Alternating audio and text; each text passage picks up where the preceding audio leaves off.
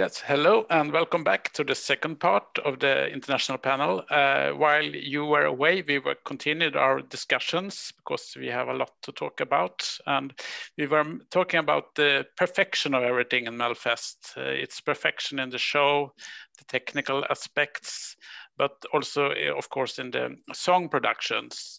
One thing that I've been thinking of when I'm looking now, what entries are like going to the Eurovision now in other countries, I can see that a lot of songs maybe are more, perhaps a little bit part and coming from the heart, I can feel. Is this technical perfection in Melfest a problem? Or doesn't it matter what we will show on Saturday or not? What do you think? It's an interesting question because, I mean, you think like perfect is perfect, so why change it? I think like the discussions that I have with other Eurovision fans tends to be that like Sweden has a habit of sending things that are very slick, and some people will even use the word overproduced. And I don't necessarily think that's it's not a bad thing. It just means that, like, you know, obviously there are expectations that come with that. I do think that what has happened sometimes is that the slickness of it has kind of been favored more than the song and the performance itself. And I would say that there are some examples of that here in the final. But ultimately, you know, if we're talking from an entertainment point of view, then they're still doing everything that they need to do. And you know, especially if we're going to talk about results, we see that coming across, you know, pretty much every year. There is always that respect for what Sweden does, not necessarily uniform respect, but it at least gets themselves a spot in the top 10. Yeah, I as well think that's for them must be really hard to stage mamas, as they're representing the soul, the heart, you know, this emotion that there sometimes we miss there, or that was the part of your question. And I pretty sure that they're really struggle how to make it because it's just, you know, a good vibe. It's just a good vibe. It doesn't really need a staging. And for them, I think it's a bit of like how to really pick it, because we're used to think how to really stage things, and that doesn't really fit into the concept, kind of. And it won twice already, if we count John Lundvik as well. So and it can win this year as well, and maybe that's a great, you know, like look back or feedback for themselves. This is not the new way they should go more likely than concentrate more on what's great on camera as well, because people after all voted for the soul. So maybe that can be the new way or new good feedback for them, you know, for the next time. Yes, it's cool that you mentioned that, because I was also thinking that good vibes and the feeling maybe is the most important thing after all. Have any other remarks here, or are we ready to discuss the final now? What will happen on Saturday? Okay, the ladies first. Go ahead. Yeah, Madlen. Well, I think that this perfection that Sweden has works really well with the jury vote at Eurovision. We see that Sweden is a favorite of the juries most of the time, especially the last two editions. But I think maybe what is missing, there's certainly something missing for them to captivate the viewers as they do music professionals that vote for them. So I think there is a certain rawness that's missing from these slick, perfect performances. But this can be changed this year, maybe. Interesting. Yeah.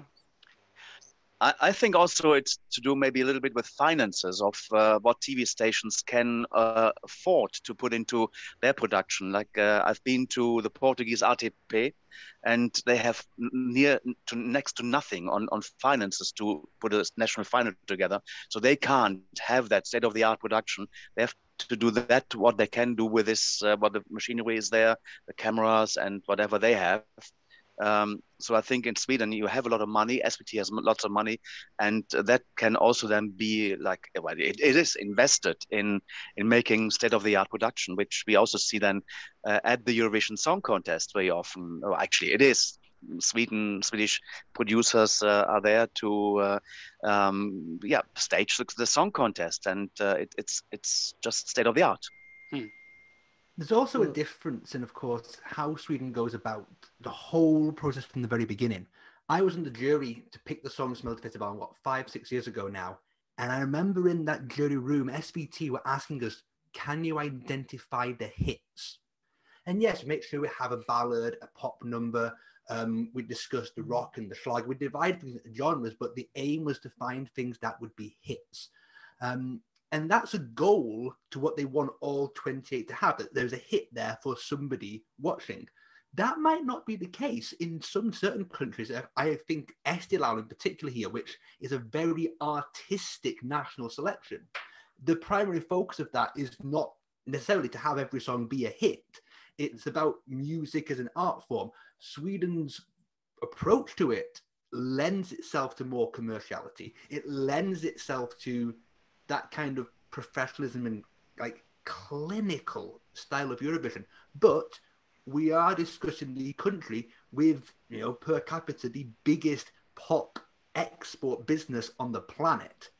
So you should do what you do best at the song contest. And that's what Sweden does best. Cool.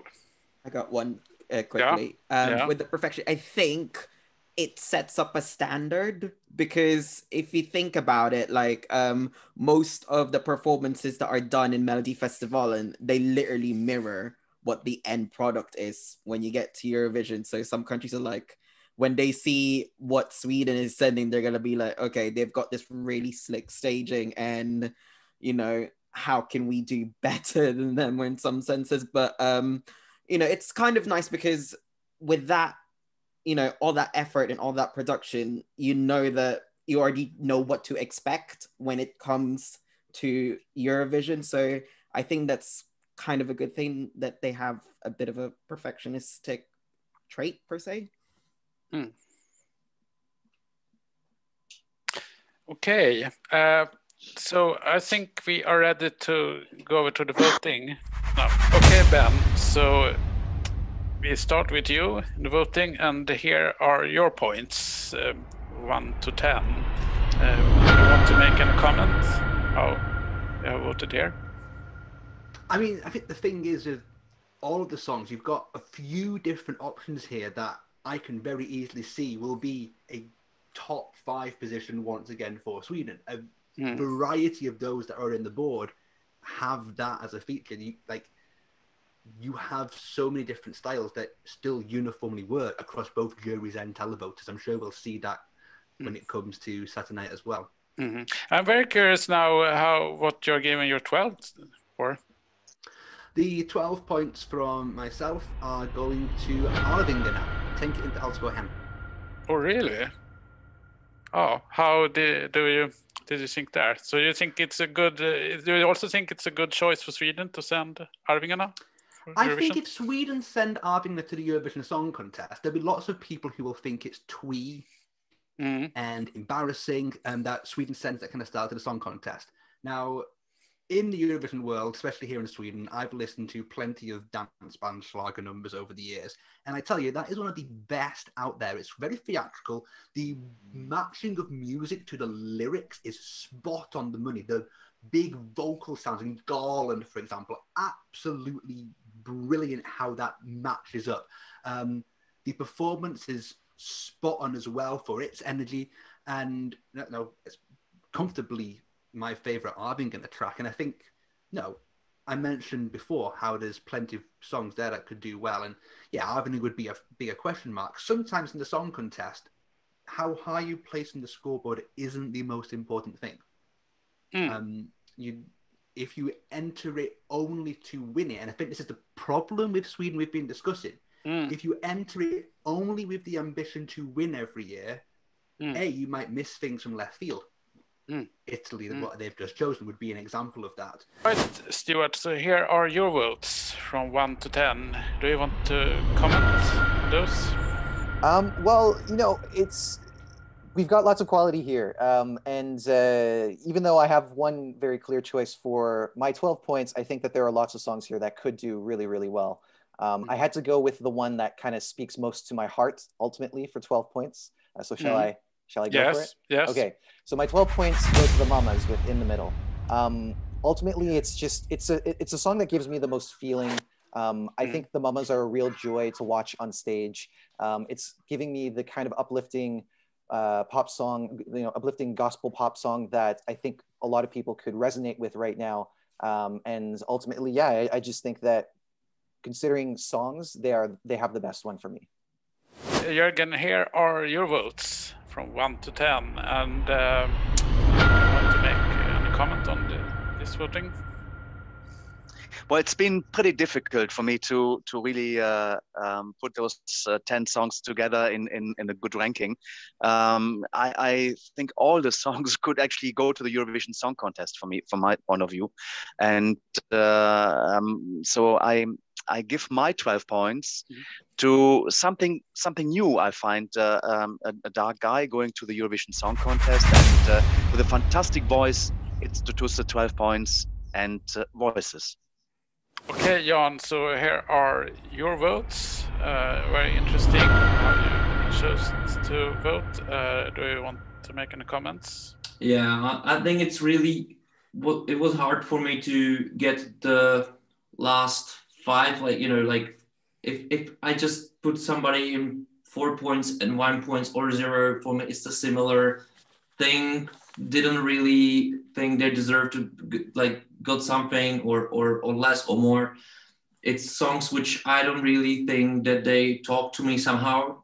Not the big fan of it, but the rest, it was harder a bit. I think all of those songs they can do great differently at Eurovision, but all of them can do something. I'm not really sure, and that's why I didn't give them 12 points, that they can win Eurovision. I think that they're top 10, top 5 quality, but definitely not winning, especially as I know the competition already. And there's the only one song which I put 12 points to, which I think that can do it. It's Package, and that's Alexander. 12 points. So that is also the best choice for Sweden in your opinion, but yes, you feel quite confident that it will not win Eurovision?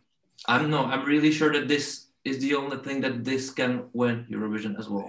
Yeah, that's the only thing that can win Eurovision in your opinion, yeah. Okay. So Madlen, here are your votes. Very interesting. What do you want to comment about your voting?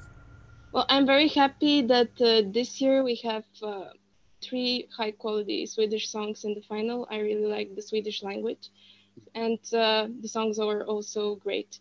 Objectively speaking, I think the best choice that Sweden can make is Daughter. I think she has a very instant song, and also the performance is impactful as well. I think the choreography is very good and memorable, and in my opinion, the live performance is much better than the studio version as well. I think that would be the best option for a Swedish representative. However, there are other songs that I like as well. I think Clara Klingenström has a really nice song, and it's also a grower, and it's the dark horse of this year's competition. And I'm very happy for her because by the way you see how she reacted to the results in the 2 evenings when she participated, you can see her surprise as well. And I think it's good to have her in the final, and I'm happy that the Swedish audience appreciated her. So I think there are many good choices in this year's final, and all of them are diverse and would have different outcomes. So I can give my 12 points now. So where do you give your 12 points to Clara?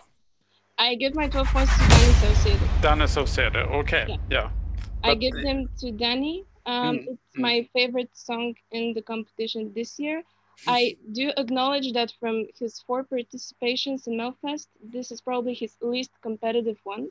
But perhaps also that's why I like it the most. I think the song is his style, he's having fun. It's a very positive, colorful performance.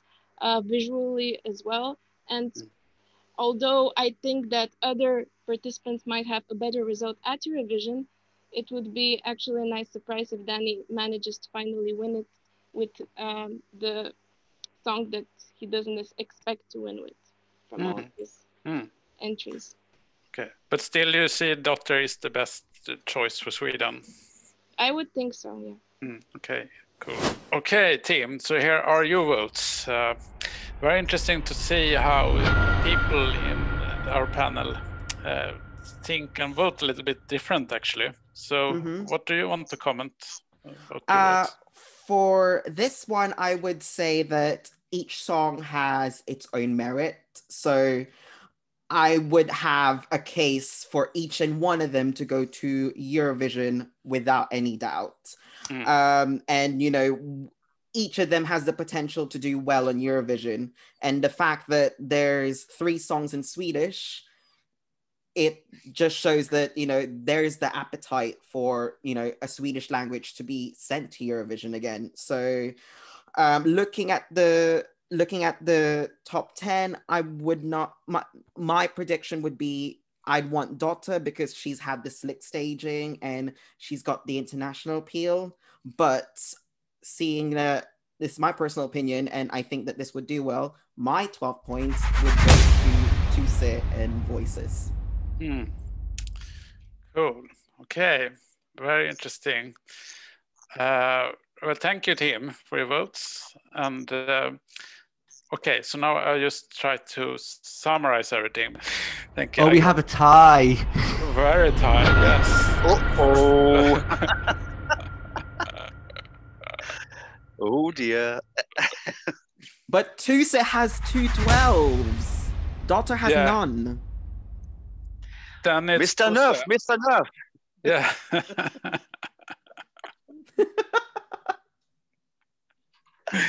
Oh. All right. And then on 3rd place is the Mamas. Correct, yeah. And then very narrow is Erik Saade on 4th place. Well, one thing I'm thinking of, because now a lot of people that are self-proclaimed experts that always shows up, they say, we should vote this because this is the best song we should choose from an international perspective. But for me, it shows that it's not that easy to think like that, because we see here in this panel that we have quite different views and everything. So I think it's hopeless to discuss this, which song is the best from an international perspective, because there is not just one international perspective. Also, you do have the international jury in the final, so that should be the international perspective. So the other half of the result should be for Swedish. Yeah, and maybe it won't differ from like that much from this as well. It can be because like you have like 4 or 5 really good songs, and it only depends where you put it, and it can do like 6 points different, you know, like a lot. So, and we can see it here in the table as well, that it can be like this. And actually it was the similar thing last year, that the point spread was much wider than usual. So that's actually a good question. How is that possible? What's the difference between how, I don't know, Cyprus thinks about Swedish Melodifestivalen and Czech Republic and, I don't know, Norway? And it can be 3 very different approaches and likes of music, you know, which it's just nicely shown that the diversity here is here for the all audience. It's not, and maybe it's shown that there is no like 100% winner, like the super hit. No. Yeah. You should always be proud of having a tight selection, I would say. If it's obvious, then it's no fun, you know? Well, I'm very happy that you were with us tonight, and I'm so delighted with this result. And I think it was very interesting and shows quite a lot about how you think from an international perspective. Thank you for joining me tonight. Thank you. And we are very excited, just a few hours away now for the final Saturday. So we will hope that it will be the best song for Sweden for Eurovision this year.